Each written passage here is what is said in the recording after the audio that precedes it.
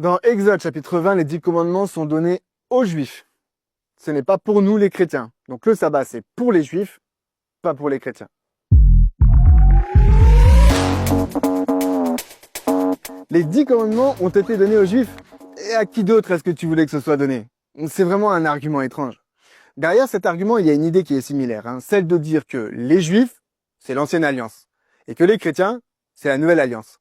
Mais dans Jérémie 31, verset 31, où il est fait mention de la nouvelle alliance, texte que l'Épître aux Hébreux cite aussi, c'est bien aux Juifs qu'est donnée la nouvelle alliance. Et d'ailleurs, relis bien Jérémie 31, verset 31, dans la nouvelle alliance, il y a la loi. Et dans Jérémie 31, verset 31, on parle des 10 commandements et pas d'autre chose. Donc séparer nouvelle alliance et loi, comme s'il y avait eu un changement de régime, c'est lire la Bible beaucoup trop vite. D'ailleurs, il faut rappeler que pour Paul, par exemple, nous sommes l'Israël de Dieu. Il n'y a pas de distinction entre Israël et les chrétiens. C'est même tout le contraire. Paul passe une grosse partie de ses épîtres à convaincre les Juifs qu'entre païens et Juifs, au sein du christianisme, il n'y a pas de distinction.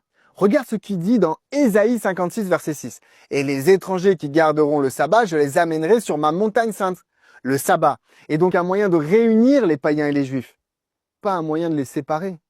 Jésus lui-même dit que le sabbat a été fait pour l'homme dans Matthieu chapitre 12, et pas pour le juif. D'ailleurs, le sabbat date de la création. Genèse chapitre 2, versets 1 à 3. Donc longtemps avant Moïse et la loi. Jésus, dans sa prophétie de Matthieu 24, parle du sabbat à la fin des temps. En tout cas, après sa mort. Tout comme Ésaïe chapitre 66, versets 22 à 23, qui lui va carrément parler du sabbat sur la nouvelle terre. Non. Le sabbat, ce n'est pas pour les juifs. C'est pour tous les croyants. Et le message du sabbat à ce sujet, il est juste magnifique. Dis-moi, quel jour est-ce que l'homme fut créé dans Genèse chapitre 1 et 2? Le 6e jour. On peut même dire que le 6e jour, dans l'après-midi, puisque Dieu va d'abord créer les animaux terrestres ce jour-là.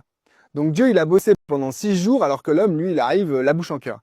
Quel est le premier jour que l'humain va vivre entièrement? Le sabbat. Est-ce que ça, c'est pas un beau résumé du salut? Jésus travaille à notre salut, et nous profitons des fruits de ce travail. Le sabbat, c'est l'occasion de se rappeler que c'est Dieu qui travaille, pas nous. C'est pour ça que l'on s'arrête comme lui.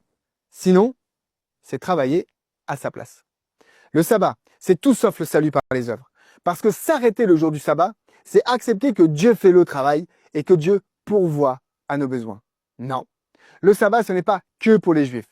C'est pour tous les êtres humains que Dieu aime et qui aiment Dieu.